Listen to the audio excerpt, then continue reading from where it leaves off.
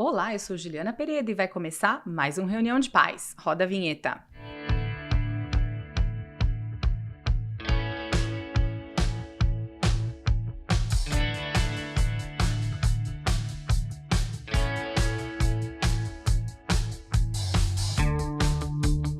Muito bom, o nosso convidado hoje é muito especial e já faz um tempo que eu queria trazê-lo aqui e com a graça de São João Batista ele está conosco. Ele é o Frei Gerry, que é pároco na paróquia Nossa Senhora do Carmo, em Mogi das Cruzes, membro da Ordem dos Carmelitas. Ele também se dedica à formação de novos membros da Ordem. Hoje, neste dia tão especial em que celebramos Nossa Senhora do Carmo, vamos começar conversando sobre a rica história do Complexo do Carmo na cidade de Mogi das Cruzes, a espiritualidade carmelita e a formação das nossas famílias. Bem-vindo, Frei Gerry, sua bênção. Juliana, que Deus te abençoe e te guarde, a você e a sua família, os seus empreendimentos e trabalhos e todos aqueles irmãos e irmãs que nos acompanham neste momento. Se você me permite, vamos rezar uma Ave Maria pelas famílias, particularmente pelos pais. O nome desse podcast é Reunião de Pais. Sim. Os pais que receberam de Deus uma sagrada missão, mas que encontram hoje tantos desafios, também colocando as famílias, todos os fiéis devotos de Nossa Senhora sob o manto protetor da Mãe de Jesus, Rainha do Céu e da Terra. Vamos lá, você que está nos acompanhando, reza a Ave Maria com a gente. Ave Maria, cheia de graça, o Senhor é convosco. Bendita sois vós entre as mulheres, e bendito é o fruto do vosso ventre, Jesus. Santa Maria, Mãe de Deus, rogai por nós, pecadores, agora e na hora de nossa morte. Amém. Muito bem. Bom, Frei, a gente vai falar muito sobre Nossa Senhora do Carmo, sobre o Complexo do Carmo, mas antes, eu gostaria de saber um pouquinho da sua história, que eu não conheço, né? Saber da sua infância. Eu sempre tenho essa curiosidade de saber como é que um frei, como é que um padre, né, um consagrado, ele chega à vocação, como é que ele faz esse discernimento, como é que foi a sua infância. Então, eu queria começar por aí. Muito bem. Juliana, de fato, a sua pergunta é excelente, porque nenhuma vocação surge de repente. Nenhum santo da Santa Igreja de Deus desceu do céu pronto e acabado. Há uma pessoa, há uma história, há uma família, há bases da fé. Muito bem, eu sou Frei Gerry de Souza Fonseca, frade da Ordem da Bem-aventurada Virgem Maria do Monte Carmelo, mais conhecida como a Ordem do Carmo, que é bom recordar, Juliana, é a Ordem de Maria Santíssima, a ordem que ela escolheu. Depois nós vamos falar um pouco mais à frente sobre este ponto tão importante. Bom, eu sou filho de retirantes nordestinos que se dirigiram ao Rio de Janeiro, lá nos idos anos de 1973, 74. Na verdade, já em 1974, porque quando meus pais foram para o Rio, minha mãe já estava me esperando. Aliás, a gravidez já avançada, você imagina uma viagem de 3 dias dentro de um ônibus. Então, nasci eu no Rio de Janeiro. Minha mãe foi para o hospital, primeiro filho, inexperiente, você é mãe, você sabe. Sim. E numa situação de bastante dificuldade econômica, minha mãe foi para o hospital dia 21 de dezembro. Eu só nasci no dia 25. Eu nasci no dia 25 de dezembro de 1974, Natal de Nosso Senhor Jesus Cristo. Sim. Uma data especialíssima. E aí então crescemos, 2 anos depois nasceu o meu segundo irmão, o segundo filho, meu irmão, e passamos bastante dificuldades. O que eu me recordo sempre, Juliana, que meus pais rezavam, eles naquela ocasião, meu pai tinha 2, 3 empregos para pagar aluguel, não teve chance de estudar. Eu tenho uma experiência recente no Colégio Placidino, eu digo para os alunos, quão privilegiados vocês são de poderem estudar. E aí então, no meio dessas dificuldades, o que sempre me atraiu as coisas de Deus, e a recordação que eu tenho mais antiga da espiritualidade dentro de casa, a oração do terço. Juliana, meus pais não sabiam nem os mistérios do terço, mas rezavam o terço. Tá. Isso me marcou profundamente. E ali surgiu esse amor por Nossa Senhora. Sim, o terço ele é a meditação a Ave Maria repetidas vezes e que tão bem faz pra gente, é tão terapêutico também, né? Além de ser uma grande arma espiritual, né? Exatamente. Hoje comprovado por médicos, pela ciência, por todos os estudos avançados. Sim.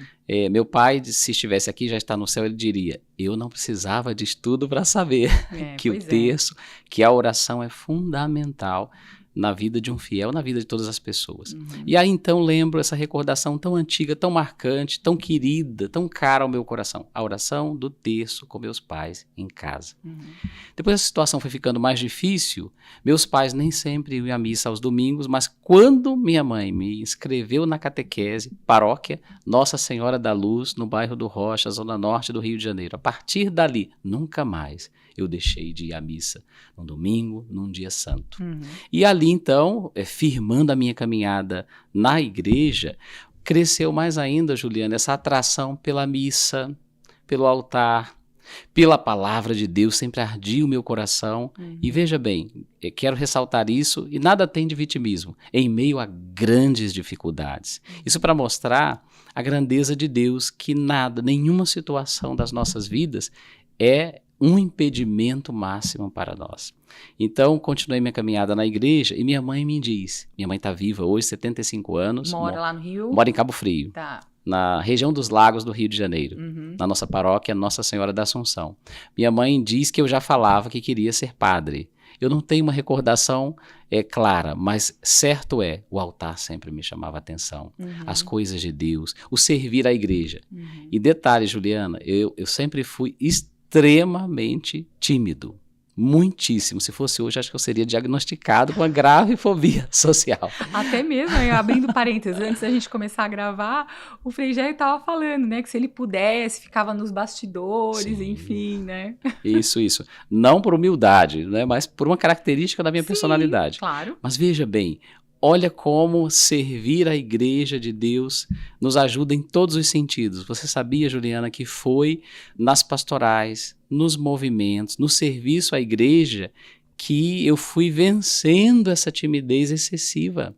Por quê? Me atraía servir a Deus, a catequese. Quando eu terminei a minha catequese de crisma, eu já fui chamado para ser catequista de crisma. Então você tem que preparar a catequese, você tem que ter contato com os catequizandos, você tem reuniões nas pastorais, com o sacerdote, com o pároco, e tudo isso foi me ajudando a vencer nessa tendência a ficar mais recluso. A caminhada na igreja só traz benefícios para todos nós, né? Que acaba desenvolvendo habilidades exatamente, também, né? Exatamente, convivência social e de colocar à disposição da igreja os nossos dons para evangelização e para que renda frutos. Então me lembro disso, que o altar sempre me atraiu. Mas como eu era extremamente reservado, eu não falava com ninguém. Até que, e a vocação é como uma chama que arde no coração, e eu tomei coragem e num encontro que houve lá em 1992, 93, no Pão de Açúcar. Esse encontro se chamou Jesus no Pão. No Pão de Açúcar, literalmente, literalmente, né? Lá no ponto turístico da cidade do Rio de Janeiro. Exatamente. No ponto turístico dos mais conhecidos do mundo, do Brasil, né? O Pão de Açúcar. A Igreja Católica, a Arquidiocese do Rio, organizou um encontro que se chamou Jesus no Pão. O tema Santa Eucaristia. Para você ter ideia, naquela ocasião, havia a banda Canção Nova, o Padre Jonas esteve lá, Martim Valverde. Nossa! Tem tempinho, É long time ago. A long time ago, Padre. Mas aí foi lá que tinha uma tenda da pastoral vocacional da Arquidiocese do Rio de Janeiro. Aí eu tomei coragem, porque eu não aguentava mais, eu precisava falar com alguém, eu precisava buscar orientação. E era uma irmã, uma religiosa, que ficou durante muito tempo como a coordenadora da Pastoral Vocacional na Arquidiocese do Rio, irmã Maria Cecília Tostes Malta, uma grande irmã. Ela me acompanhou durante um ano e me encaminhou para o acompanhamento no Seminário São José, do Rio de Janeiro. Na ocasião fui aprovado para entrar, Juliana, mas eis que meu pai ficou desempregado um longo período. Eu já tinha uns 17, 18 anos e eu trabalhava Desde os 13 anos, Claro. sempre trabalhei. Sim. Aliás, abro um parênteses aqui, nunca me fez mal trabalhar desde cedo, assumir responsabilidades, Sim. não é? E então eu não consegui entrar naquela ocasião, porque meu pai ficou desempregado longo período de tempo, eu trabalhava de carteira assinada e a gente pagava aluguel. Uhum. Então eu fiquei bastante triste, mas você sabe que isso não me desanimou de estar na igreja. Aí então que eu me dediquei mais ainda. Na catequese, nas pastorais, nos movimentos, nas celebrações, a vida de oração. Eu sempre digo na Paróquia do Carmo, Juliana, que nós devemos chorar as nossas dores com Deus. Uhum. Quem sabe até como os profetas, os salmistas, alguma reclamação, mas com Deus. Nunca de Deus, nunca reclamar de Deus. Senhor, nós não fazemos assim? Senhor, tem momentos que eu não compreendo teus planos. Sim. Eu não entendo o que está acontecendo, mas eu confio em ti assim mesmo. Uhum. E eu me dediquei e continuei na igreja, e aí então nós nos transferimos para Cabo Frio, na região dos Lagos. Meu pai conseguiu um trabalho de zelador de um condomínio, fomos para lá. E lá então, chegando, já procurei a capela mais próxima, a igreja mais próxima. Uhum. É a referência da nossa vida. Sim. Não dá para ficar sem a igreja, sem os sacramentos, sobretudo sem a Santa Missa, sem estar servindo. Uhum. E aí, pronto, a caminhada foi se solidificando e volta aquele santo incômodo, a santa inquietação Sim. que arde no peito a vocação. E olha a providência de Deus. Uma paróquia diocesana, conduzida por sacerdotes diocesanos, mas eis que um bispo carmelita residiu no ano de 2001, 2002, durante um ano na cidade de Cabo Frio. Dom Eliseu. Ele já era bispo emérito de Itabuna, na Bahia, e a convite do então arcebispo de Niterói, Dom Carlos Alberto Navarro, ele vai passar um ano para descansar em Cabo Frio. Lá não tinha convento carmelita, não tinha nenhuma casa dos frades carmelitas, a mais próxima é no Rio de Janeiro, 2h30 de distância do Rio, mas ele levou, olha a providência de Deus, ele levou a devoção à Nossa Senhora do Carmo, ao Santo Escapulário, aos santos do Carmelo, grandes santos. Daqui a pouco vou te dizer a minha história com Santa Teresinha, do Menino Jesus. E aí, então, foi como o momento decisivo. Já tinha para 28, 29 anos. E eu disse a mim mesma em oração numa vigília.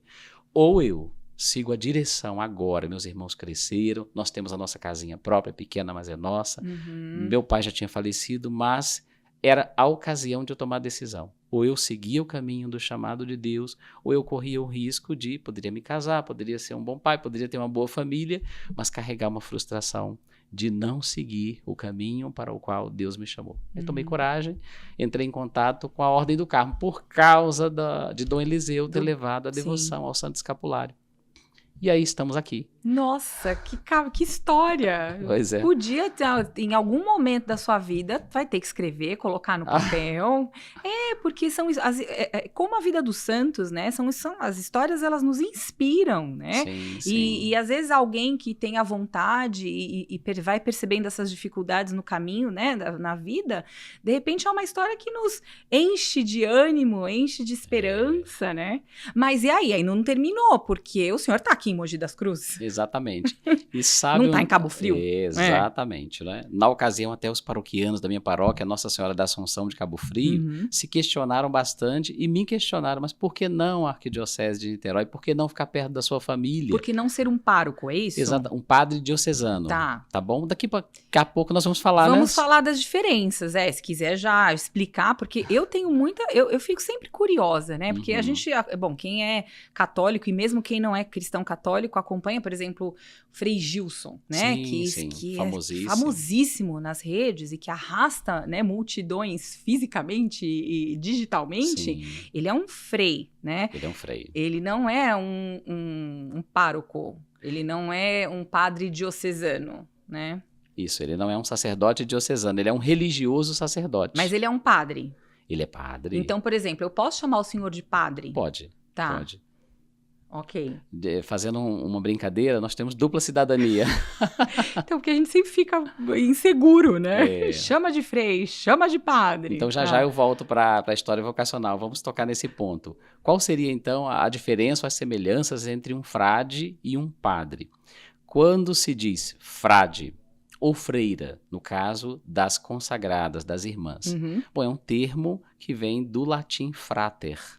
que significa simplesmente irmão. Irmão. Não é? No entanto, ele vai assumir um significado estrito na igreja. O frei, a freira, é o homem, é a mulher que se consagrou a Deus, assumindo os conselhos evangélicos de pobreza, castidade e obediência pelos votos. Ele professa os votos religiosos, pobreza, castidade e obediência. E ele pertence a um instituto de vida consagrada, a uma ordem das grandes ordens antigas, a uma congregação, ou a uma dos novos institutos, como é o caso do Frei Gilson, são os carmelitas mensageiros do Espírito Santo. Então, quem é o frei, quem é a freira? É alguém que pertence a uma família religiosa, a um instituto de vida consagrado. Quando você ouvir frei e freira, pode saber, professor votos de pobreza, castidade e obediência. E vive um carisma, no meu caso, o carisma próprio da Ordem do Carmo. No caso dos franciscanos, o carisma franciscano, não é? Ou os beneditinos. Os beneditinos, que tem como centro do carisma a liturgia, a excelência da liturgia, não é? Sim. A regra de São Bento, né? Das mais antigas regras, né? Presentes na igreja, moldou a Europa. São Bento é patrono da Europa. Sim. E então, esta pessoa, esse religioso, frei, freira ou irmã, como são chamadas, por exemplo, as irmãs da Fraternidade o Caminho, aqui de Mogi das Cruzes, as irmãs ursulinas, as claretianas, não é? As irmãs da Caridade do Japão, que estão ali em Biritiba Mirim. Então, é um homem e mulher que se consagrou a Deus. Não é? Pobreza, castidade e obediência. Pertence a uma família religiosa e vive um carisma específico. Ora, o que é um carisma? Um carisma é uma graça que Deus concede a uma pessoa, a uma família religiosa para servir a igreja, para socorrer a igreja, particularmente os pequeninos de Deus. Que bonito isso. E aí vamos lá. Não, Exatamente. e aí, assim, só antes de voltar, porque eu ainda tô, realmente eu fico curiosa. E aí, bom, existe uma ordem dos carmelitas aqui em Mogi, né? Há muitos anos. A gente vai ver fotos antigas, vai contar a história. E aí o senhor estando aqui em Mogi das Cruzes, né, atuando na ordem dos carmelitas em Mogi, se submete à diocese de Mogi das Cruzes. Qual é a relação com a diocese?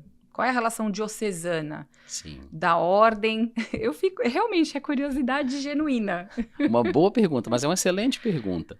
Porque, como religioso, eu prometi obediência ao meu superior, que é o prior provincial. Reside aqui em São Paulo. Ali na Bela Vista tem um grande convento. Aliás, não sei se você conhece, a Basílica de Nossa Senhora do Carmo. Eu preciso conhecer a Basílica na Bela Vista. Uma das mais belas igrejas de São Paulo e do Brasil. Muito bem, eu prometi obediência ao meu superior. Mas o que acontece? Eu, como religioso, batizado, consagrado, eu estou dentro da família que Cristo conquistou com seu sangue, que é a Santa Igreja. Então, qual a minha relação aqui com a Diocese de Mogi das Cruzes, com o bispo diocesano, que é o pastor dessa igreja particular, Dom Pedro Luiz Stringini, de plena comunhão. Nós devemos caminhar em plena comunhão com a Mãe Igreja. Eu devo obediência ao meu superior e, ao mesmo tempo, um respeito profundo pelo bispo diocesano. Seria muito estranho um religioso que se rebelasse contra as orientações da diocese onde ele está. Entendi. E a comunhão, né, da igreja. Claro, tá bom? Entendi. E aí, Juliana, um religioso, no caso de um frade, ele pode ser também um sacerdote, um padre ou não. Nós temos a opção de servirmos a igreja pelo sacramento da ordem, sendo ordenados sacerdotes, que é o meu caso. Certo. A maioria dos frades acaba sendo ordenado pela vocação e pela necessidade da igreja de sacerdotes para a celebração dos sacramentos, né, e para o serviço ao povo de Deus. Então, por isso que eu brinquei, tenho dupla cidadania. O Frei Gilson também. Somos frades e padres. Sim, muito bom. Agora, o padre diocesano, o sacerdote diocesano, ele não pertence a uma família religiosa, ele está diretamente ligado ao bispo diocesano, a quem ele promete obediência. Certo. Não é? Então, é um padre pleno, como o religioso também é um padre pleno. Agora, o religioso, além da graça da ordenação presbiteral sacerdotal, do serviço ao qual ele é chamado, particularmente a celebração da Santa Missa, os sacramentos, ele vive um carisma. Sim. Que não se opõe ao sacerdócio ministerial, mas enriquece. Claro. E o padre diocesano, ele vive plenamente para evangelizar em comunhão com o bispo diocesano, aquela igreja particular. Ele faz parte do presbiterium do seu bispo. Muito bem, agora sim, agora eu tirei minha dúvida. Quem está acompanhando tirou a dúvida também? Eu espero que sim, né? Vamos voltar lá então para os caminhos que te trouxeram a Mogi. Isto. Na ocasião, tomei coragem. Nessa luta interior, a vocação é uma luta. Eu lembro aqui do profeta Jeremias: seduziste-me, Senhor, e eu me deixei seduzir, não é? E então eu me rendi, também já no alto dos 28, 29 anos. Sim, e aí eu disse, jovem, né? Disse a mim mesmo: eu preciso dar esse passo. Rezei bastante e teve um fato interessante, Juliana. Na ocasião, eu estava num pequeno grupo que nós fazíamos vigília, foram 2 anos, nós fazíamos vigília toda véspera de domingo e dia santo, a noite inteira. E eu trabalhava. E às vezes tem dias santos que não são feriados. Então fazia a vigília a noite inteira e tinha que trabalhar no dia seguinte. E nós fazíamos essa vigília rezando pelos sacerdotes, pela santificação do clero. E então foi parar em minhas mãos, veio parar um livro, que é uma pequena coletânea de cartas e mensagens de Santa Teresinha aos padres e seminaristas. Tá. E aqui Santa Teresinha do Menino Jesus. Então já tinha a devoção escapular levada por Dom Eliseu, que tinha me atraído, e nessa vigília foi como... Tem um reforço aí. Foi o golpe final. Eu tive que me render. E veja só como Deus faz. Eu tinha uma resistência com Santa Teresinha do Menino Jesus, você acredita? Sabe que acho que o padre Paulo Ricardo também Sim, menciona ele uma menciona, resistência. Talvez Por não que por será? ela. Talvez não por ela. Bom, veja bem, tem alguns elementos que ajudam a compreender. Minha vida foi dura. Tive que assumir responsabilidade desde cedo, criar os meus irmãos. Dos 2 mais novos, Juliana, troquei fralda. Tá. E fralda de pano, acho que você não conheceu, né? Bom, a minha avó e minha mãe conheceram. Eu não. E ajudava em tudo em casa, além de trabalhar fora. A minha mãe, somos 4 filhos homens. Tá. Pobre de minha mãe, 5 homens em casa, o meu pai mais 4 filhos. E aí o que acontece? Nessa ocasião da vocação, dessa vigília, recebi esse livro, li a noite inteira. Um livro pequeno, claro. Mas eu tinha resistência a Santa Teresinha, creio que mais por alguns devotos dela na minha paróquia. Tá. Me passava a imagem de uma espiritualidade muito adocicada, um tanto infantilizada. Entendi. Quando eu li aquelas cartas, meu Deus, esta menina é uma gigante. Sim. É uma gigante da fé, da santidade, da espiritualidade. Eu falei, perdão, Santa Teresinha. Sim. E aí, então, ali eu não tive mais dúvidas. Então, nos dias seguintes, fui à secretaria paroquial e pedi telefones do Carmelo. Até então, nem sabia da distinção Carmelo Descalço, Carmelo da Antiga Observância. E entrei em contato com o convento da Lapa, no Rio de Janeiro. Eles me passaram o telefone do promotor vocacional, que residia na Bela Vista, em São Paulo. Em São Paulo. E então ele me passou o telefone de quem, Juliana? Do Frei Gabriel Hamberg, baluarte do Carmelo aqui em Mogi das Cruzes. Né? Tá aqui há décadas. Querido Frei Gabriel, 88 anos hoje e atuante. E firme lá. Firme. Aí entrei em contato na época, ligações e cartas. Hoje é tão fácil o contato, né, com as redes sociais. Sim. E mandava cartas, ele mandava carta todo mês para mim com a apostila dos santos carmelitas, com mensagens encorajadoras, porque eu tinha bastante receio. Vim aqui, trabalhava na Companhia de Energia Elétrica do Estado do Rio. Trabalhei lá 8 anos, mas eu vim aos encontros vocacionais aqui. E por fim eu fui aprovado para entrar, ainda receoso, numa conversa com ele lá em 2004. E ele disse assim...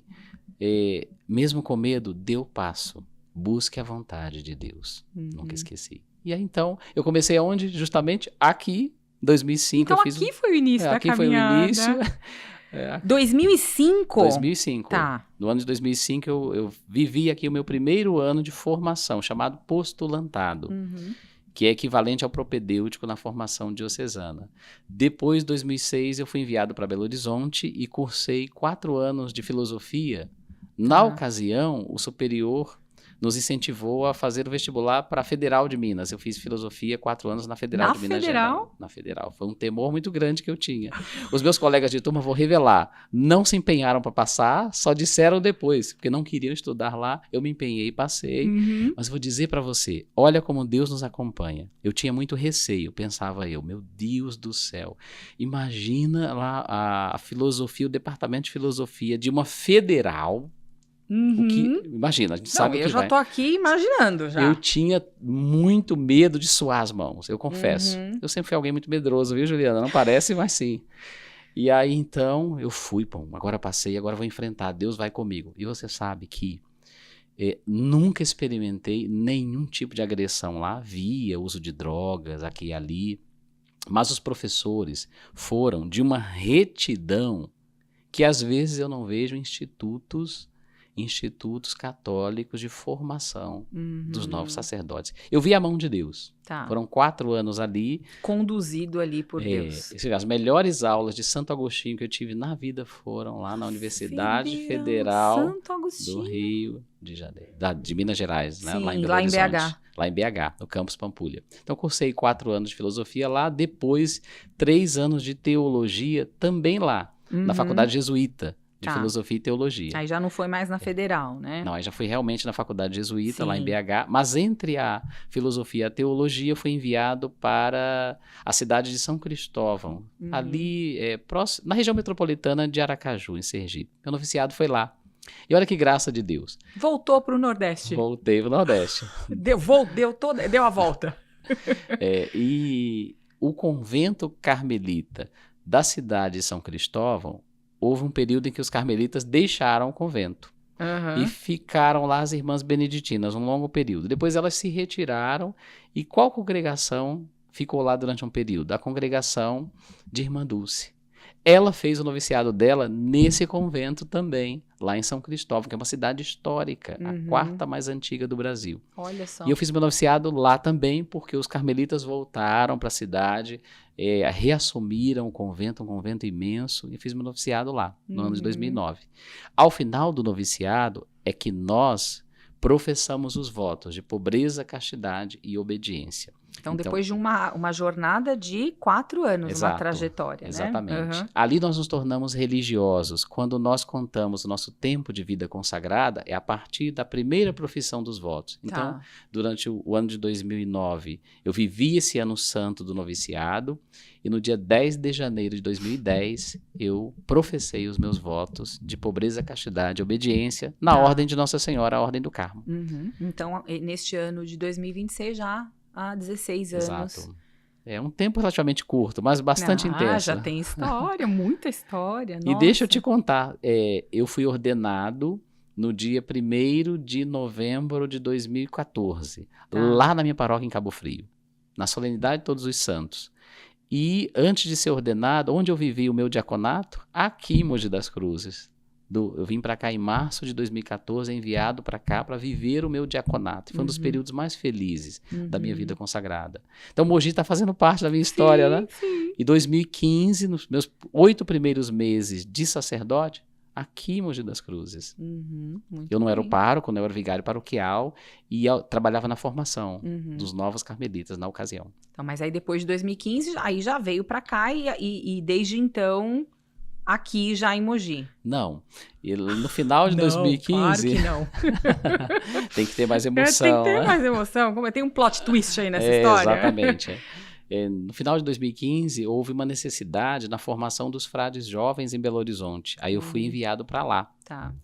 Então, desde 2005 até hoje, eu morei 14 anos em Belo Horizonte. Sim. Tem algo do sotaque mineiro, né? Na verdade acabou, assim, perdeu um pouco, né? Do sotaque carioca, ficou um pouco mineiro. Exato. Então, morei 14 anos lá e desde então, 2015, 16, eu voltei para BH e fiquei até o início de 2023. Quando, eleito novo superior provincial, ele pediu que eu viesse para cá. Eu vim em fevereiro de 2023 para assumir o ofício de pároco na paróquia Nossa Senhora do Carmo de Mogi. Então, aqui em Mogi, oficialmente como pároco desde 2023. Um pouco mais de 3 anos, né? Estou no 4º ano incompleto. Muito bem. Mas tá aqui, né? Tô aqui. Então, sorte a nossa. Que bom, né? Vamos falar um pouquinho da história, então, né? Porque imagino... bom, o senhor conheceu, já teve contato com a Ordem do Carmo aqui em Mogi, já de outros tempos, né, passados, mas agora como pároco já há 3 anos, eu acho que existe uma responsabilidade maior, enfim, uma preocupação maior também com um estofo histórico que esse complexo tem, né? A produção vai colocar na tela algumas imagens selecionadas do complexo das Igrejas do Carmo para o senhor comentar. Então, aqui a gente tem uma imagem de 1830, 1829, de todo o complexo. Para quem é de Mogi, e lembrar ali da Praça do Carmo, a gente tem a igreja e ao lado tem o Colégio Santa Mônica, que fazia parte de todo esse complexo, né? O colégio é o antigo convento, é onde os frades residiam até mais ou menos os anos 60 do século XX. Até não, assim, relativamente pouco exatamente, tempo, né? Pouco tempo, exatamente, Juliana.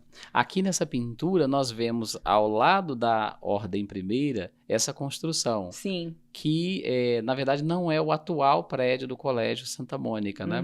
Já no século XX foi demolido e construído o atual, que é bem grande. Sim, muito bom. Vamos lá, tem mais uma foto. Isso é legal, acho que para o pessoal do colégio saber, né? Exato. É tão interessante. Tem uma história por trás, né? Tem, muita, né, história. Aqui a gente tem já uma outra imagem. Quando a gente olha para a igreja hoje, ela não tem uma dessas torres, né? Ela foi preservada após o restauro que foi realizado na década de 70, após o tombamento do Complexo Histórico do Carmo pelo IPHAN, e bendito seja Deus que o complexo foi tombado, porque quem sabe até não existiria se não tivesse esse tombamento pelo IPHAN, pelo CONDEFAT, que é o órgão estadual. O tombamento protege, né? A construção. Exato, resguarda. Juliana, no Brasil, quase 50%, 48% dos bens móveis tombados são igrejas. É claro. Ou seja, a igreja preservou não apenas a sua religiosidade, mas não apenas o seu patrimônio de fé, que é o principal para ela, mas também a identidade de um povo. Claro. Então, quando eu voltei como pároco, eu encontrei a Ordem Primeira fechada e reabri, transferi as celebrações da noite, todas do período noturno, para a igreja da Ordem Primeira do Carmo. Por quê? Inclusive, na minha posse, lá em março de 2023, Dom Pedro disse isso, né? Concordo em gênero, número e grau. O Complexo do Carmo, ele diz da história de Mogi das Cruzes. Sim. Porque nesse ano se completam 400 anos da chegada dos frades carmelitas aqui nas terras de Mogi. Foram pioneiros, né? Exatamente. Bem antes de a diocese, inclusive, existir. A diocese tem pouco mais de 60 anos. Sim, não é? A diocese é jovem, se a gente for pensar. Exatamente. Teve um episódio aqui com o Glauco Richelli, que é um historiador. Eu conheço, amigo nosso. Sim, então, e ele fala muito, ele estuda muito, né, as igrejas da cidade, enfim. E ele estava falando que muitas terras, inclusive, dali para cima, né, da Ordem do Carmo, eram dos carmelitas, Exatamente. Muito bom. Fecha parênteses, você que não assistiu o episódio com o Glauco, vale a pena, é um mergulho na história da cidade. Exatamente, ele fala com propriedade, um historiador realmente de mão cheia. Exato. E aqui, Juliana, hoje, então, essa torre do meio, que é a mais robusta, ela permanece, porque ela remonta à construção original. Esta outra torre dessa igreja menor, que está mais à minha esquerda, que é a igreja da Ordem Terceira do Carmo, essa torre foi demolida porque ela não fazia parte do projeto original. Tá, entendi. Não é porque no restauro se procura recuperar justamente as características originais, tanto da arquitetura, das pinturas, dos retábulos, dos altares. Imagino que deva ser bem desafiador, né? Bastante desafiador. Manter, né, tudo do jeito que era, enfim. Vamos dar sequência aí nas fotos. A gente tem mais uma, que a produção vai colocar pra gente na tela. Essa, ela lembra um pouco essa outra que a gente acabou de ver, mas uma foto tirada aí mais de longe, mostrando o largo ali do Carmo, né? A praça. Que hoje essas árvores são grandes, São né? grandes. Provavelmente havia um chafariz, não é? Sim. Olha só que bonito, né? Bonito. É a história de Mogi. É a história da nossa cidade. Vamos lá, vai passando o pessoal da produção. Essa já é uma foto mais recente, bem recente, onde a gente já não vê essa torre que existia, né? E E aí ali o colégio que está ali do lado, né? A pintura de laranja com branco. Exato. As minhas filhas estudaram o Frei Gerry aí dentro da Ordem A Ordem Primeira. Primeira. A Ordem Primeira. As celebrações estão acontecendo na Ordem Primeira neste momento? Não estão, Juliana. Olha que coisa linda. Belíssima. Aí a Ordem Terceira do Carmo, que tem a pintura do forro preservada, é belíssima. Tanto do ponto de vista da tradição carmelitana, não é? Uhum. Como também artístico. Uhum. É muito É um lindo. patrimônio religioso, de fé, portanto, arquitetônico, museológico, artístico. Sim. É uma riqueza muito grande, né? É. Eu morei, Juliana, 14 anos lá em Belo Horizonte, então visitei bastante as cidades igrejas, históricas. as cidades históricas, São João del Rei, Ouro Preto. E é valoroso como lá a consciência de preservação é bastante forte. É mesmo. Não é? É mesmo. Muito. Tiradentes. Tiradentes. É. Mesmo lá Diamantina. E no Rio de Janeiro, né? O caminho da Estrada Sim. Real, quando a gente começa lá em Paraty, a gente também vê Sim. um cuidado, um zelo, né? Com o patrimônio ali. Sim, sim. Tem mais produção de fotos? Aqui a Ordem Primeira. A Ordem Primeira. Uma celebração. E também a Ordem Primeira e o coro, Exato, né? exato. E essa é a foto da igreja, né? Do Carmo. Da matriz do Carmo hoje, não é? Que é uma construção recente. Sim, que é onde a maior parte das celebrações acontecem. Exato. Né, atualmente. Você perguntou como é que está a situação hoje. Isso. O que aconteceu, Juliana? Eu tenho um carinho muito grande pelas igrejas históricas, mas do final de 2024 para o início de 2025, nós começamos a observar, não somente eu, como aqueles que servem a paróquia, os servidores da liturgia, leitores, ministros extraordinários da Sagrada Comunhão, os músicos e o próprio povo de Deus, nós começamos a observar caindo com cada vez maior frequência pó de madeira, resíduos de madeira do forro. Tá. E aí então... Nossa, aí eu já sei o que é. Exatamente. Era isso mesmo? A ação do cupim. Tá. E aí o que aconteceu? Aconteceu no início de fevereiro de 2025, aquele desabamento que vitimou uma turista paulista lá na igreja de São Francisco, em Salvador. Você se lembra? Eu acho que, assim, sim, me recordo vagamente. Sim. Aí vocês ficaram super preocupados. Então, aí já tinha a advertência de alguns frequentadores fiéis preocupados, eu também muitíssimo preocupado. E aí, então, eu suspendi, mais ou menos no dia 10 de fevereiro do ano passado, as celebrações. E, imediatamente, nós fizemos um relato ao IPHAN, ao CONDEFAT, o IPHAN, o órgão máximo de tombamento do país, né, que é o Instituto do Patrimônio Histórico e Artístico Nacional, aqui com sede em São Paulo. Enviamos um documento para eles, para o CONDEFAT, que é o órgão estadual. O Complexo do Carmo também é tombado pelo CONDEFAT, e mandamos também essa notificação para o CONFAP, que é o Conselho Municipal de Patrimônio Histórico. O IPHAN, até naquele contexto daquele desabamento em Salvador, imediatamente nos respondeu e marcou uma visita num prazo bem exíguo, assim, bem curto. Eles foram muito atenciosos, então eles fizeram essa visita ainda no mês de fevereiro de 2025 e após a visita eles emitiram para nós uma nota técnica e um ofício dizendo: permaneçam com as igrejas sem atividades, sem celebrações, e dando algumas orientações, dentre elas a principal, providenciar um laudo. Veja bem, Juliana, nós estamos falando não de uma construção recente, é do período colonial. Sim. A igreja da Ordem Primeira começou a ser construída lá no século XVII. Os carmelitas chegaram em 1626, 1627, então uma igreja bem antiga. A da Ordem Terceira já no século XVIII. De todo modo, as duas no período colonial. E não é assim, impressionante que elas estejam de pé hoje? É impressionante. É impressionante. Nós temos construções com toda a tecnologia da engenharia e arquitetura hoje que... Bom, de todo modo, eles solicitaram um laudo. Aí nós temos que buscar uma empresa especializada. Não pode ser qualquer empresa. Não pode. Uma empresa que seja balizada pelo IPHAN. E aí, então, em junho, julho do ano passado, nós conseguimos a empresa. Essa empresa fez esse laudo para nós e tudo é muito caro. Esse laudo custou em torno de 50, 60 mil reais. Nossa.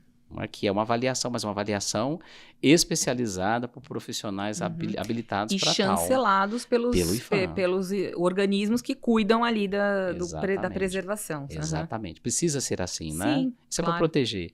E aí, então, o laudo apontou que a situação era mais séria do que nós pensávamos. Né?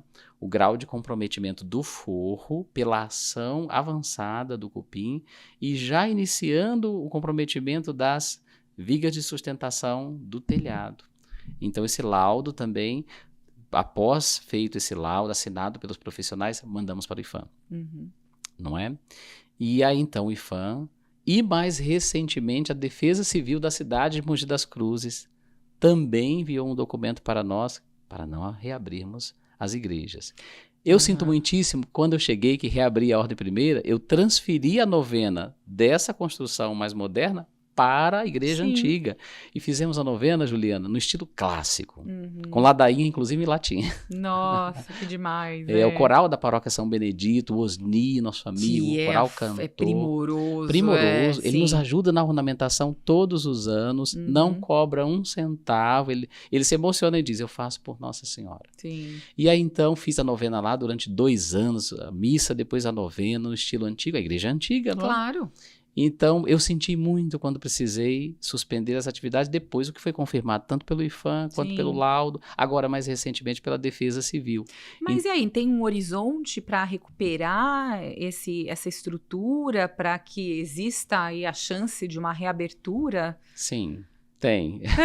Eu acho até que nós estamos em julho de 2026. Nós temos 1 ano e meio, quase 1 ano e meio da suspensão das atividades. Parece um prazo longo, mas eu considero que, em se tratando de construções do período colonial, nós estamos andando até rápido. É claro. Só que, o que acontece? 2 pontos. Nesse meio termo, quando suspendi as atividades, nós tínhamos conseguido, junto à Secretaria de Patrimônio Histórico do Estado de São Paulo, nós e mais 14 solicitantes apresentamos projeto. Quem fez o projeto para a gente é o famoso restaurador, acho que é o mais competente de São Paulo, Júlio Moraes. Né? E o Júlio Moraes elaborou um projeto para a gente para restauro do altar-mor da Igreja da Ordem Primeira.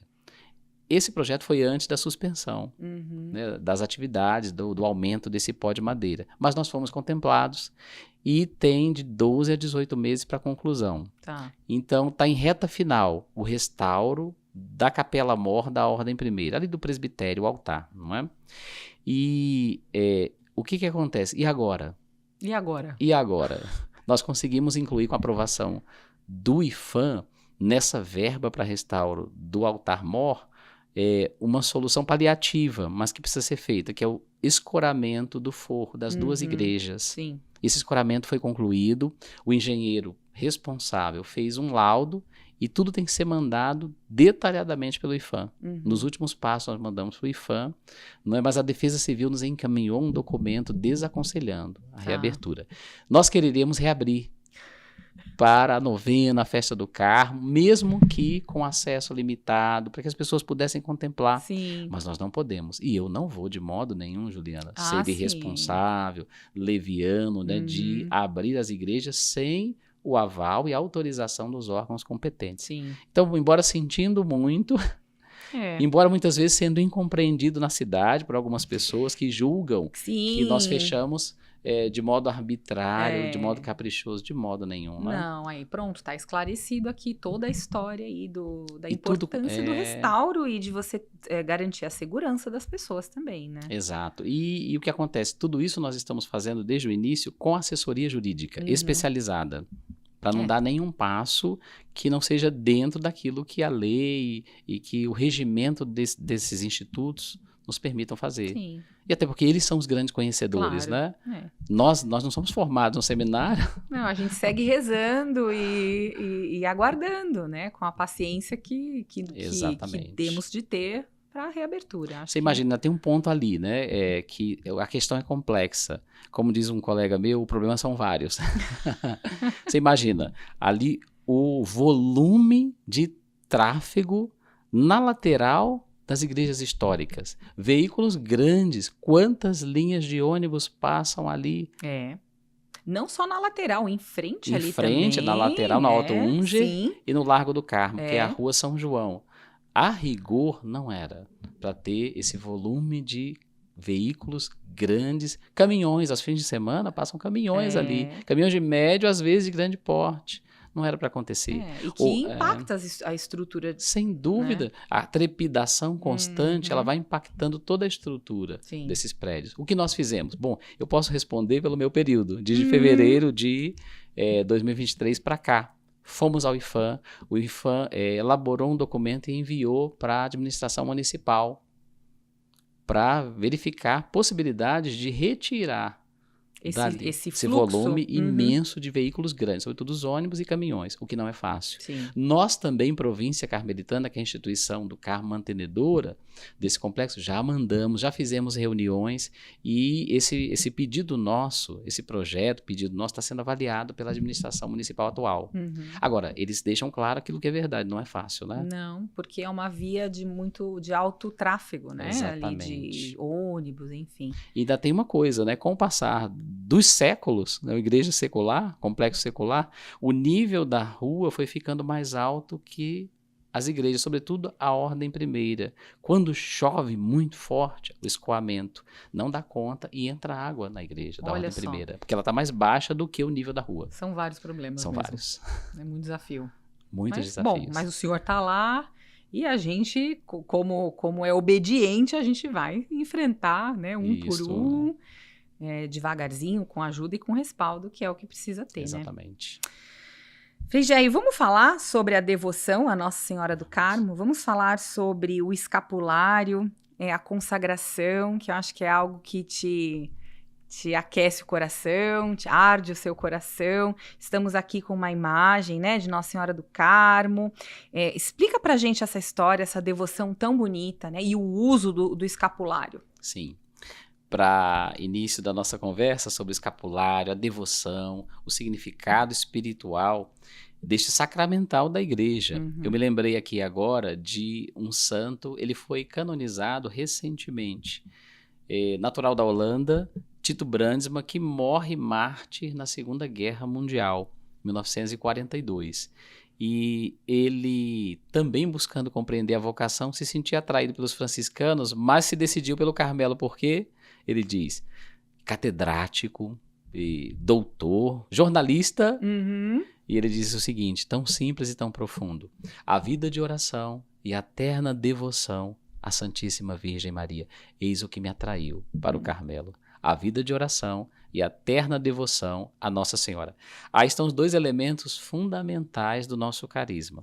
A Ordem do Carmo, Juliana, surge na Idade Média, em fins do século XII, início do século XIII, justamente na Palestina, mais precisamente no Monte Carmelo, não é? Que não é uma montanha muito alta, mas está ali nas proximidades da cidade de Haifa, próximo ao litoral do mar Mediterrâneo.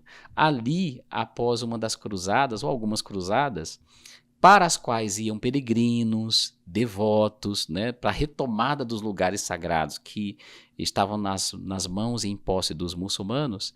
Então, após as cruzadas, se reuniram alguns homens no Monte Carmelo e decidiram viver como eremitas, ex-combatentes, peregrinos, devotos. E ali se dedicaram exclusivamente à oração.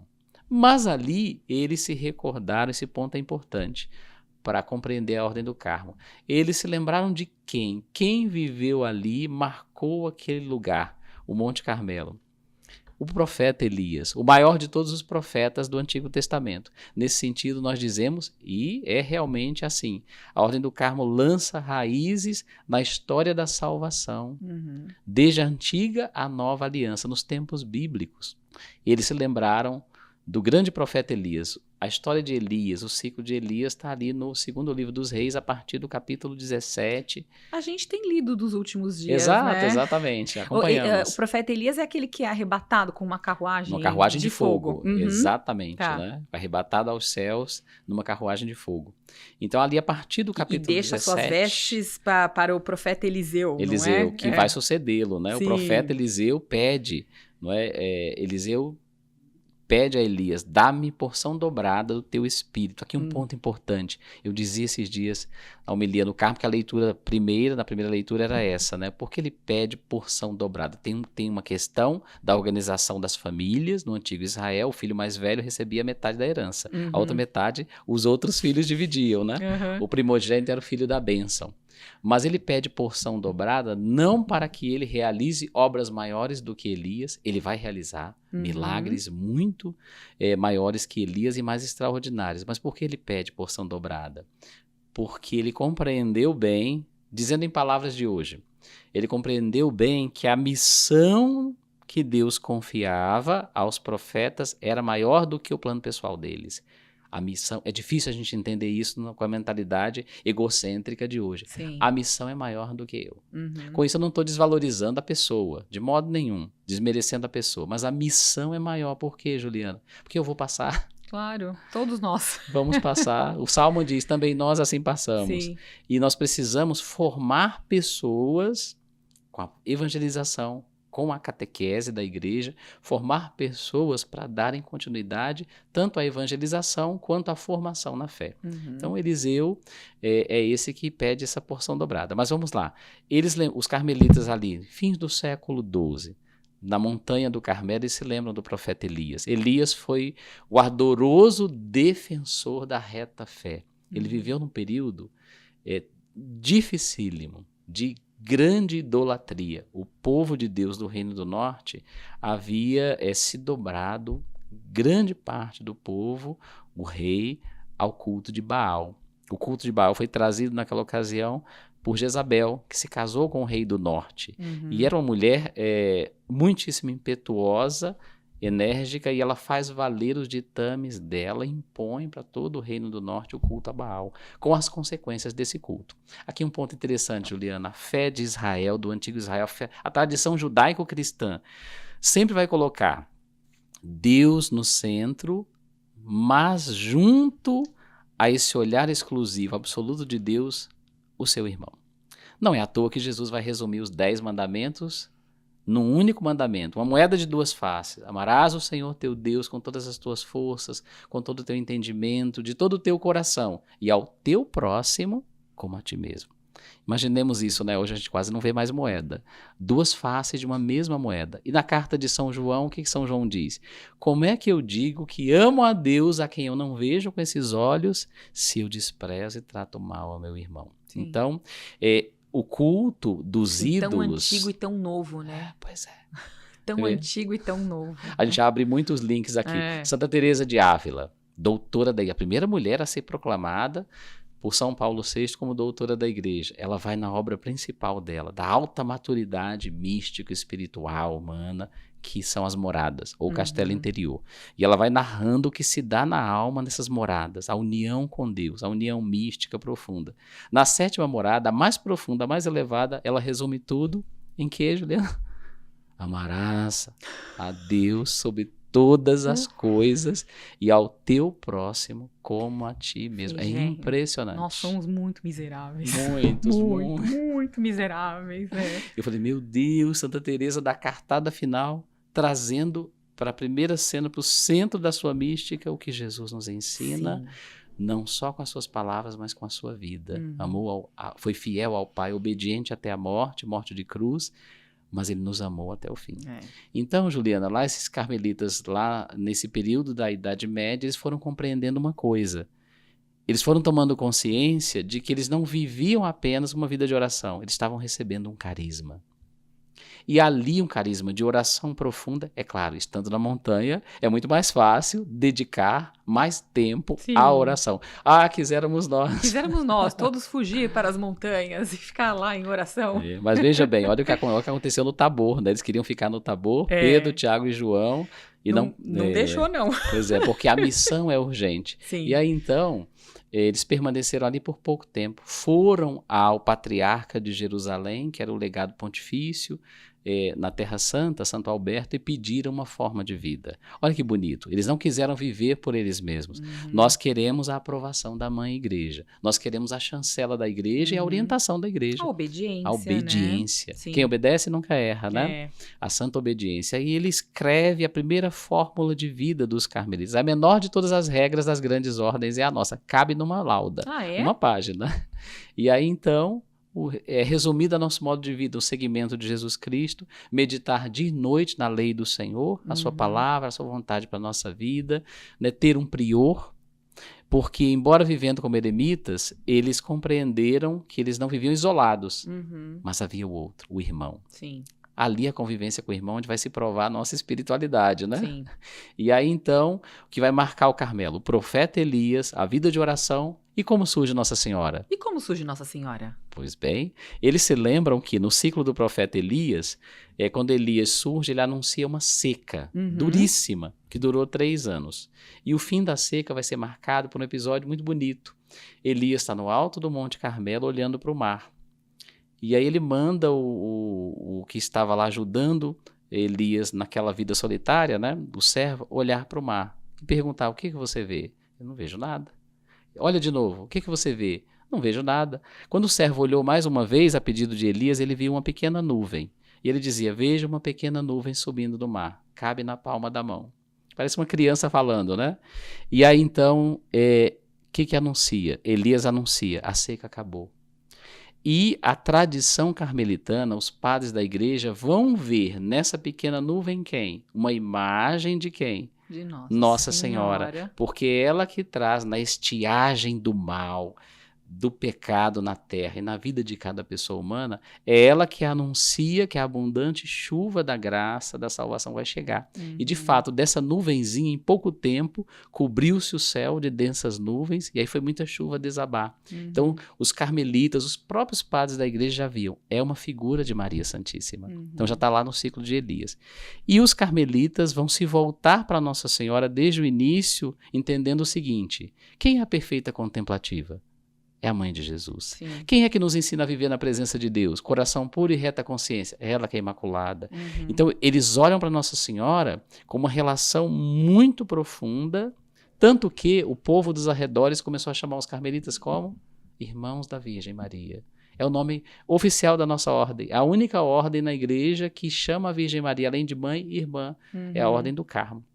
Mas, quanto à espiritualidade carmelita, o escapulário, já podemos entrar nesse assunto? Podemos.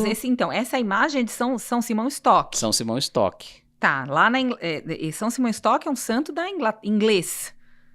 Exato. Tá, porque aí tem o escapulário, né? E tem a devoção, o uso do escapulário, o que ele significa, enfim. Pode falar, Frei. Eu tô aqui só observando. Juliana, os carmelitas, então, eles acabam tendo que deixar a Terra Santa porque os muçulmanos, os sarracenos, avançam. E tem uma história muito bonita, alguns deles fogem para a Europa e outros dizem assim: não, nós não vamos deixar. Mas antes disso, eles tinham construído um oratório no Monte Carmelo, uma capela, para se reunirem para a Eucaristia, para a Santa Missa e para rezar as horas canônicas. E eles dedicam essa capela a quem? A Nossa Senhora, que lá nos primórdios da Ordem Carmelita não era ainda Nossa Senhora do Carmo. Eles a chamavam de a Senhora do Lugar. Esse lugar aqui tem um Senhor, a Terra Santa, Jesus. Mas também tem uma Senhora, é a Rainha.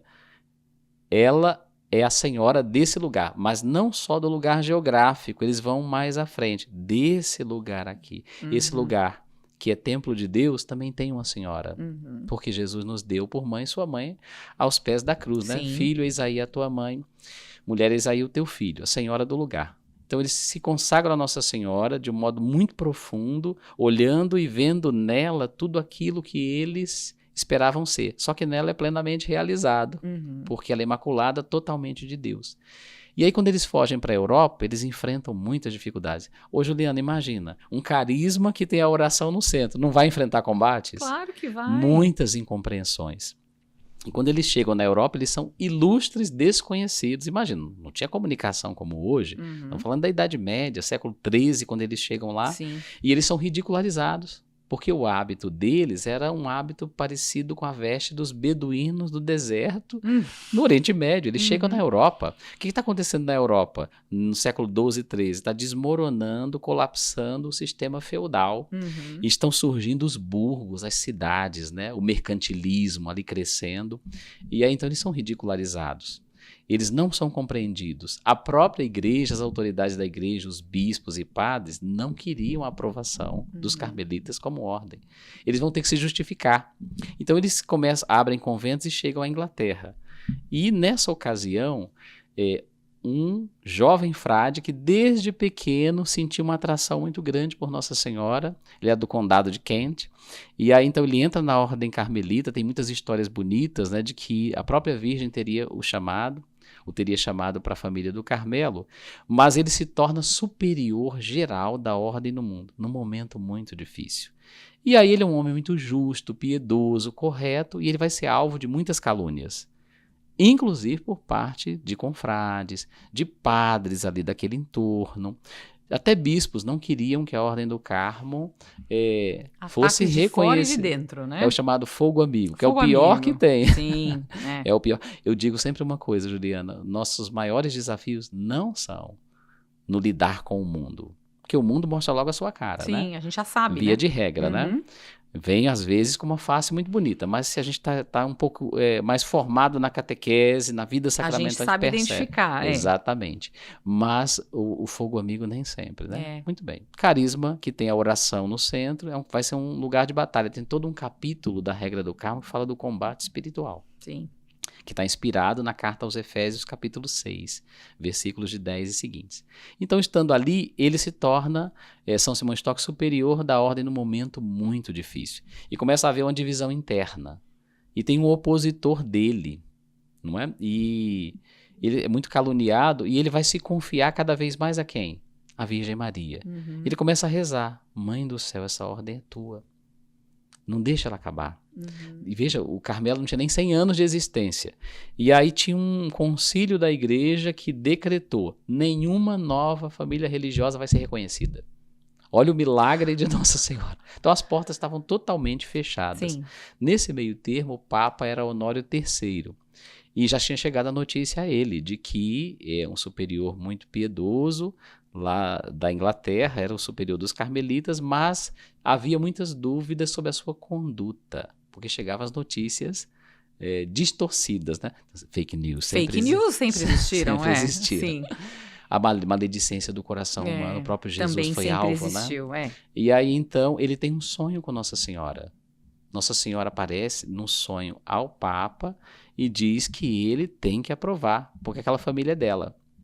Nesse meio termo, lá na Inglaterra, ele como superior da ordem, sofrendo muito, não suportando mais. Aqui um detalhe: a presença da pessoa boa, às vezes, não precisa nem ela dizer nada, já incomoda. Do justo, da pessoa de Deus, incomoda. Sim. São Francisco de Assis dizia: nós precisamos evangelizar, quando necessário, com palavras. Isso, Ou seja, a nossa presença precisa ser um sinal de Deus, ainda que a gente não fale dele. Temos que falar, mas a presença. E aí então ele se ajoelha, ele faz uma prece fervorosa entre lágrimas. Flor do Carmelo, videira florida esplendor do céu, Virgem Maria, doce mãe sempre virgem, aos carmelitas, concede vossas graças, ó estrela do mar. E nesse momento, a tradição carmelitana nos deixou esse legado. Nossa Senhora aparece a ele. E ela aparece rodeada de anjos na sua glória, trazendo o menino Jesus aos braços. E, no entanto, dois detalhes, não detalhes, né, mas chamaram a atenção, que ela aparece vestida com o hábito dos frades, o mesmo hábito religioso, esse hábito aqui. Ela aparece vestida, ela faz questão de aparecer vestida com esse hábito, com a capa carmelitana, a cor bege, para dizer, ela está dizendo com a sua vestimenta: essa família religiosa me pertence, não é? Para consolar o coração dele, estava em grande aflição. E outro detalhe chama a atenção: ela está segurando um pedaço de tecido nas mãos. Que pedaço de tecido é esse? É justamente, Juliana, o escapulário. Essa parte do hábito carmelita, o hábito dos religiosos, é o escapulário, porque fica sustentado nas escápulas, né? Na escápula. Vai para frente e vai para trás. Exato, que lembra um avental, lembra serviço, né? Sim. E ela diz a São Simão Stock: recebe, amado filho, o escapulário da tua ordem, não é? Sinal da minha confraternidade, ou seja, ela é mãe e ela se faz uma irmã com os carmelitas. E aí ela promete, né? Faz promessas de que quem vivesse piedosamente, portando o santo escapulário, morresse piedosamente, ela assistiria na vida e na morte. Ela não abandonaria, não é porque é a ordem dela. Então ela promete assistência à ordem. E daí que vem essa ideia de quem é portador, quem usa o escapulário, tem essa proteção de participa, Maria. Participa da salvação dessas graças. Tá. O que acontece depois, veja os sinais de Deus, né? No final do Evangelho de São Marcos, Jesus diz, né? Os milagres acompanharão a palavra que vocês vão anunciar, a mensagem da morte e ressurreição. Também depois dessa visão de São Simão Stock, foi impressionante o que aconteceu. O Carmelo floresceu, o Papa aprovou, mesmo tendo um concílio que proibia, mas o Papa é o Papa, Roma locuta, causa finita, não é? Ele aprova a Ordem do Carmelo contra toda esperança, recebe a aprovação e multiplicam-se aos milhares, centenas e milhares, as vocações e os conventos. Nossa Senhora, depois da aparição dela, da intervenção da Virgem Maria. No entanto, o escapulário, que era um privilégio exclusivo dos frades, não vai ficar só com os frades, sempre em torno das igrejas, dos conventos, sempre há pessoas piedosas que se sentiram atraídas pela espiritualidade carmelitana, essa devoção muito particular à Nossa Senhora, né, o primado de Maria, essa forma de consagração. E a igreja, então, vai institucionalizar, aprovar o uso do escapulário, difundido para todos os devotos, todos aqueles que quiserem utilizar esse sacramental, que é um sinal de consagração. Aliás, é uma das primeiras formas de consagração total à Nossa Senhora. O escapulário, na verdade, Juliana, é uma veste. Ele é uma veste, aqui na sua forma acessível a todos os fiéis devotos, mas por isso que na primeira, a imposição que nós recebemos, né, precisa ser de um escapulário de tecido. Depois eu posso usar até um de metal, a igreja autorizou, mas na imposição, no ato da imposição do santo escapulário, precisa ser um de tecido, para recordar a veste de Maria Santíssima. Pelo batismo, o sacramento, eu sou revestido de Cristo. Na consagração a Nossa Senhora, pela imposição do escapulário, é a veste de Maria Santíssima que eu assumo. Para contar com a assistência dela e participar dos benefícios espirituais que a igreja concedeu à Ordem do Carmo. É muito bonito. É muito profundo, né? É muito profundo, tá cheio de significado, né? Exato. E tem a imagem, a gente tem aí no escapulário a imagem de Nossa Senhora do Carmo, né? Sim. E a imagem de Nosso Senhor Jesus Cristo, né? Existe uma ordem correta para utilizar o escapulário? Ou não? Quem vai na frente, quem vai atrás? Não existe não. Não tem isso. Não tem. Só realmente a imposição e a utilização do escapulário. Exato. E a imposição do santo escapulário é uma das bênçãos que a igreja mais aprovou e reforçou, tanto que, quais são os dois principais sinais da devoção mariana? O Santo Rosário e o escapulário de Nossa Senhora do Carmo. Sim. Tanto que a imposição do escapulário ela só se recebe uma vez na vida, Juliana. E é uma bênção que conta com a chancela da igreja, de tal modo que se meu escapulário ele se deteriorar, não é? Esses cordões se arrebentarem, evidentemente que eu não vou jogar no lixo, né? Entrego numa secretaria paroquial, posso enterrar junto a uma planta, mas para colocar o outro escapulário, o que a igreja diz? Eu nem preciso que esse outro escapulário seja abençoado, porque eu recebi a bênção. Não a quem recebeu foi a pessoa, É a pessoa, mas é claro que a pessoa pode, um escapulário cedeu, se deteriorou, padre, o senhor pode abençoar o escapulário para mim novamente, né? Eu também pediria, não é? Mas é o sinal, é a veste de Maria Santíssima, não é um amuleto, não é um plano de vida eterna, não é? Porque eu preciso me comprometer com Jesus. Uma consagração me compromete, como o casamento compromete a maternidade. Com certeza, é uma decisão diária, né? É uma decisão diária. A gente tem os sacramentais, que são os sinais, né? As pessoas, às vezes, criticam muito a Igreja Católica, né? Por conta das imagens, enfim. Mas a gente precisa, é muito humano isso, a gente precisar dos símbolos, né, que nos Sim. lembrem de seguir um caminho reto, porque a gente tende muito a errar, ao invés de seguir pelo caminho da porta estreita, a gente se enveredar pela porta larga, né? Sim, Então, sim. acho que são lembretes importantes que a gente precisa, né? Na Exatamente. nossa ignorância, na nossa pequeneza e na nossa miséria, né? Exatamente. E os sacramentais, o escapulário, ele é um sinal de serviço, de consagração à Nossa Senhora. E os sacramentais da igreja, as imagens, o Santo Rosário, eles contam com a intercessão da igreja inteira. Sim. Recebe a bênção oficial da igreja, então não são sinais quaisquer. Como você disse bem, nós precisamos de ser recordados o tempo inteiro, nós não estamos sozinhos. Sim. Nós temos uma alta dignidade, um chamado à santidade nessa terra. Então, olhando a imagem de Nossa Senhora, do Sagrado Coração de Jesus, como não me lembrar? Sim.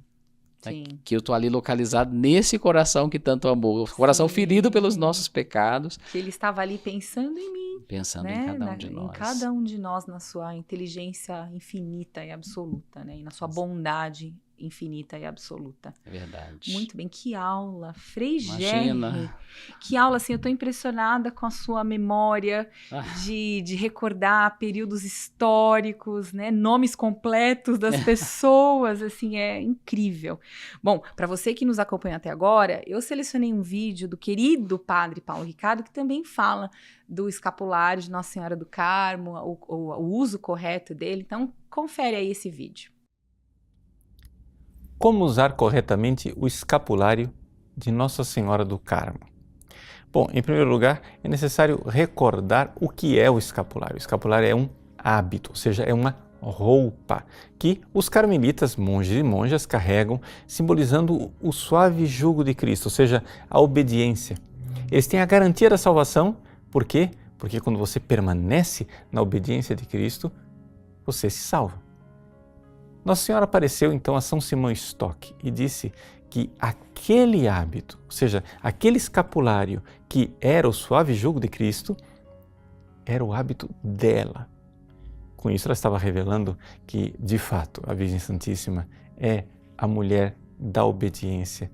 E assim como a tradição do Carmelo, toda a alma do justo é o jardim das delícias de Deus, Maria, este jardim maravilhoso no qual Deus passeia, é o decoro do Carmelo, ou seja, é a beleza do Carmelo, porque todo o Carmelo é mariano. Maria é o modelo da espiritualidade carmelitana. Então, como é que nós podemos usar esse hábito de Nossa Senhora de forma correta? Bom, em primeiro lugar, é necessário então recordar se é um hábito e se este hábito está ligado à ordem carmelita, é necessário que você então receba este hábito. É uma imposição. O escapulário ele é imposto. Por quê? Porque a pessoa, através daquela imposição, está sendo de alguma forma anexada à grande família carmelita, em diversos graus. Claro, há pessoas que pertencem à ordem terceira, o Carmelo secular, há outras pessoas que pertencem a fraternidades, há outras pessoas que são simplesmente devotos, mas todos, em algum grau, pertencem à família carmelita. Pois bem, uma vez que você recebeu este hábito, é importante recordar que na cerimônia de imposição, essa cerimônia não pode ser feita com as medalhinhas do escapulário, deve ser feito com um escapulário verdadeiramente de pano. Basta que sejam 2 pedaços de tecido, tradicionalmente marrons, porque marrom é o hábito dos carmelitas, ligados por fios que o sacerdote ou diácono impõe no pescoço da pessoa. Antigamente, antes do Concílio Vaticano II, era necessário que essa imposição fosse feita por algum sacerdote que tinha recebido a delegação da própria ordem carmelita. Agora isso não é mais necessário, basta que seja um sacerdote ou um diácono que use o ritual aprovado, seja o ritual tradicional, em latim, aquele que é o chamado rito extraordinário, seja o rito ordinário aprovado em 1996 pela Congregação do Culto Divino. Existe um pequeno formulário para se usar onde a pessoa então recebe o escapulário. Um pequeno detalhe, não é necessário que este escapulário possua a imagem de Nossa Senhora. É claro que se tiver, é muito bom, muito bonito e muito devoto, mas basta que sejam 2 pedaços de pano unidos por tiras e que sejam colocados no pescoço da pessoa. Uma vez que a pessoa recebe essa imposição, a bênção ela é dada à pessoa, ou seja, o escapulário ele é abençoado e é imposto. Então, a bênção passa para a pessoa. Então, se o seu escapulário, por acaso, se gastar e você quiser substituí-lo, não é necessário mais abençoar escapulários. Você pode simplesmente comprar um escapulário, colocar no pescoço, que ele já está abençoado, porque a bênção está com você. É uma coisa permanente, porque você foi admitido, né, à ordem carmelita, de alguma forma, a família da ordem carmelita. Então, aqui nós devemos recordar também que o escapulário pode ser substituído para o uso diário por uma medalhinha. Ou seja, se na hora da imposição você precisa que ele seja de pano, no seu dia a dia você pode usar uma medalhinha conforme a autorização que foi dada pelo Papa São Pio X. No entanto, a Igreja ela também insiste que é bonito continuar com esse simbolismo do escapulário de pano, porque afinal das contas nos lembra, nos recorda que é um verdadeiro hábito. Sobretudo, o Papa Pio XII e o Papa São João Paulo II, os dois quando escreveram mensagens à família carmelitana nos 700 anos do escapulário ou nos 750 anos do escapulário, cada um dos dois, né, conforme a data em que escreveu, fizeram questão de recordar. O escapulário não é uma superstição. O escapulário é, sim, uma promessa de Nossa Senhora, que pode ser resumida em 3 pontos, né? Uma promessa de proteção durante esta vida, assistência na hora da morte e salvação eterna. Mas isso só acontece se houver uma disposição da própria pessoa. É claro, nós conhecemos bem histórias de conversões milagrosas e pessoas que de forma extraordinária foram salvas pelo uso do escapulário, mas não podemos ser presunçosos que Deus fará esses milagres para nós. O que devemos lembrar é que o escapulário é o suave jugo de Cristo, a obediência. Portanto, imitando Maria e nos consagrando a ela, confiando que na obediência de Maria, na humildade de Maria, na castidade de Maria, nós, sem dúvida alguma, iremos chegar ao reino dos céus.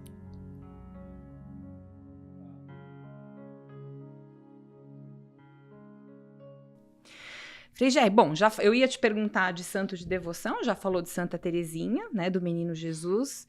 Tem algum outro santo de devoção aí que te chama mais ao coração? Ou uma dica cultural para quem nos acompanha, de leitura, que fique aí para quem está nos assistindo? Muito bem.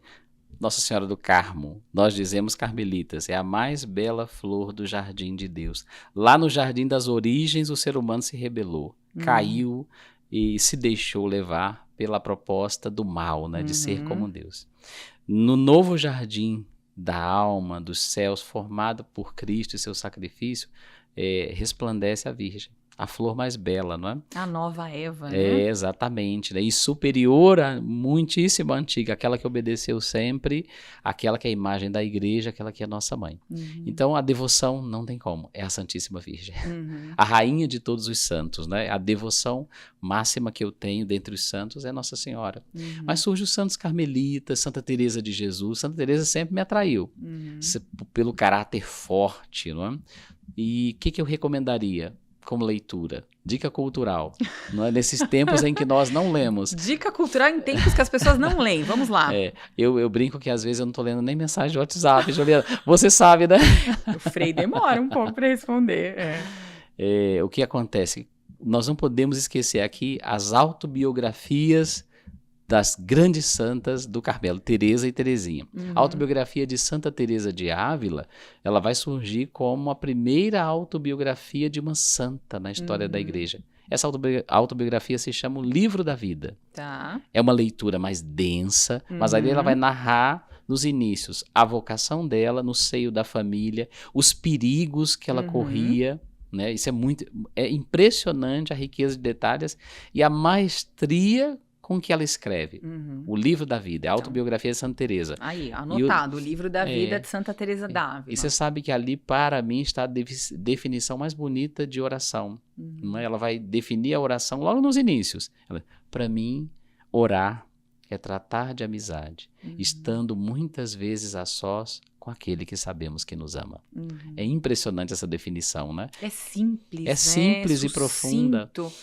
Como a gente precisa buscar amizade com Cristo, com Ele Jesus. É o nosso Salvador, mas ele não é nosso. Ele não está contra nós. Não, pelo contrário. Não é inacessível, né? Exatamente. Foi essa uma das grandes batalhas de Santa Teresa no tempo dela, não é? Por dizer isso, Deus está perto de nós, Ele não está longe, então nós temos uma alta dignidade. Então a autobiografia dela e tem a autobiografia de Santa Teresinha do Menino Jesus. Esse é um clássico, é um dos livros católicos cristãos de maior tiragem, que é a história de uma alma. Sim. Vale a pena se debruçar. E repito, não cometam o mesmo equívoco que eu, de início, de achar que ali havia uma história infantilizada, não é, com traços pueris. Não, ali tem uma gigante. Sim. Santa Teresinha do Menino Jesus. Pequena, grande Santa Teresinha, né? Eu digo até, talvez seja um pouco ousado da minha parte, Juliana, depois de Santa Teresinha do Menino Jesus, ninguém tem mais desculpa para não buscar a Deus, porque ela nos ensina a reconhecer Deus no extraordinário do dia a dia, na simplicidade do dia a dia. Sim. Ela nos ensina isso. Então ninguém, não posso, eu não tenho condições, eu não tenho virtude. Não. Né? A gente é a santidade no pequeno, né? Nas pequenas coisas. Nas pequenas coisas, né? O amor verdadeiro, né? Não basta dizer que se ama, é preciso prová-lo, dizia ela. E ela é uma gigante. Ela tem a coragem de um soldado, de um cruzado, ela dizia. Ao mesmo tempo, ela tem uma simplicidade extraordinária. Na verdade, eu julgo que Santa Teresinha vai recordar a igreja inteira, na segunda metade do século XIX, aquilo que Jesus ensinou no Evangelho. Quem não se tornar como uma criança, olha, é grave, né? Quem não se tornar como uma criança não ingressará no reino dos céus. Muito bem, olha aqui que duas grandes dicas de leitura e duas grandes santas para a gente se inspirar. Bom, Frei, estamos chegando ao final da nossa conversa. Passou tão rápido? Passou, eu tava com medo, falei, meu Deus, Frei, 2 horas, Jesus de Nazaré. Nunca gravei podcast, você viu como vai fluindo a conversa, né? Eu queria, como estamos aqui no podcast da família, como o senhor mesmo começou, eu gostaria que o senhor terminasse com uma lição de casa para as famílias que nos acompanham, né, nesse mundo de hoje, né, conectado, que tem as nossas dificuldades particulares deste tempo, e já emendar numa bênção final. Então, uma lição de casa e uma bênção final para as famílias. Muito bem, Juliana. Se quiser olhar para a câmera, fique à vontade. Você é mãe, sim, né? Tem filhas? Tenho 2 filhas. 2 filhas, tem um esposo, tem uma casa. O básico para a família, que infelizmente se torna um artigo raro hoje. Reúnam-se com suas famílias. A esposa com seu marido, o marido com a sua esposa, os pais com seus filhos, ainda que eles resistam, reúnam-se diariamente. Para rezar e para conversar um pouco. Sim. Isso vai fazer uma grande diferença. Não é um simples jargão, não é frase de caminhão. Família que reza unida, permanece unida. É fato. Sim. Reúnam-se em família. Pode acontecer de um dia ou outro, com essa correria, tantas demandas, vocês não conseguirem. Mas, por favor, não abram mão disso. Se reúnam. Mesmo quando estiverem as relações um tanto estremecidas, não abram mão disso, de se reunirem diariamente para rezar um pouco, rezar uns pelos outros. Às vezes a gente mostra tanta generosidade para rezar por um amigo doente, por uma causa de uma pessoa de fora, e não reza pelos de casa. Sim. A esposa pelo marido, o marido pela esposa, os pais pelos filhos, os filhos por seus pais. Então, lição de casa, reúnam-se, façam o possível, tudo quanto possível, para se reunirem, nem que seja 15 minutos. Olha, eu lembrando da minha história vocacional, os meus pais que se reuniam para rezar o terço, eles nem sabiam que existiam os mistérios, mas eles contemplavam na fé o mistério de Deus. Isso me marcou para sempre. Não, isso é tão bonito em tantas pessoas, né? Tem muita gente que chega a Deus pelo intelecto, né? Pelas vias do intelecto, que dá voltas. A gente tem Santo Agostinho que prova isso, um grande santo doutor da igreja. Mas eu acho que é tão bonita essa fé, que é a fé de uma criança que se joga nos braços do pai, né, com confiança, sabendo que ele vai ser amparado, né? E mesmo o grande gênio Santo Agostinho de Hipona tinha uma mãe que estava ali quando podia Santa perto, Mônica, né? ia atrás dele. Sua vizinha ali, o Colégio Santa Mônica, ela né? ia atrás de Santo Agostinho, já professor de retórica do Império Romano. A mãe ia atrás quando podia. Enquanto ele não se converteu, ela não se aquietou. Verdade. Aí tá vendo? Aí de novo, mais um exemplo de como a família é importante, muito né? importante. A intercessão das mães que rezam pelos seus filhos. Então estejam juntos. Vamos terminar com uma bênção final para todas as famílias que nos acompanham? Vamos sim. Vamos rezar uma Ave Maria e eu dou a bênção final, Muito tá bom? bem. Nós invocamos a bênção de Deus por intercessão de Nossa Senhora. Ave Maria, cheia de graça, o Senhor é convosco. Bendita sois vós entre as mulheres, bendito é o fruto do vosso ventre, Jesus. Santa Maria, Mãe de Deus, rogai por nós, pecadores, agora e na hora de nossa morte. Amém. A nossa proteção está no nome do Senhor, que fez o céu e a terra. Seja bendito o nome do Senhor, agora e para sempre. Por intercessão da bem-aventurada sempre Virgem Maria, Mãe de Deus e nossa Mãe, Senhora do Carmo, Rainha do Santo Escapulário, Rainha das Famílias, desça sobre todos vós a bênção de Deus Todo-Poderoso, Pai, Filho e Espírito Santo. Amém. Amém. Frei Gerry, muito obrigada pelo seu tempo, pela generosidade, por ter emprestado um pouquinho da sua memória, do seu conhecimento aqui pra gente. Deus te abençoe, seu caminho como sacerdote, a gente sabe que não é fácil, né? Temos que continuar rezando muito pelo nosso clero, pelas as vocações consagradas. E é isso, né? Que a gente siga rezando muito. Para você que nos acompanhou até aqui, não esquece de se inscrever no canal, mandar essa mensagem adiante para quem precisa ouvir. Juliana, aqui para você, para sua equipe, para sua família, escapulários de Nossa Senhora do Carmo. Muito bom, escapulários de Nossa Senhora do Carmo para todo mundo aqui. Que delícia, obrigada. Obrigada. Eu estou usando o meu aqui, que já tá mais gasto. O senhor que fez a imposição desse escapulário, sim, de Nossa Senhora do Carmo de 2025, com muita alegria, né? E as folhetinhos. Muito obrigada. O significado do escapulário, tá bom? Resumo. Muito bem. Vamos falar tchau para todo mundo? Vamos. Até a próxima reunião de paz. Até a próxima. Ide em paz e o Senhor vos acompanhe. Mas voltem. Graças podcast, a Deus. Reunião de Paz. Semana que vem tem mais. Graças a Deus. Tchauzinho.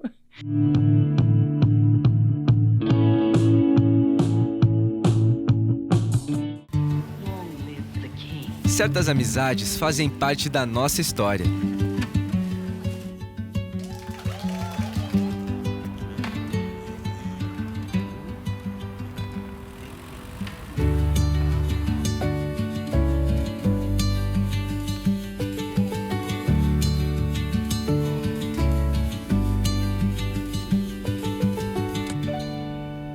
Cultura Inglesa, o inglês que você leva para a vida.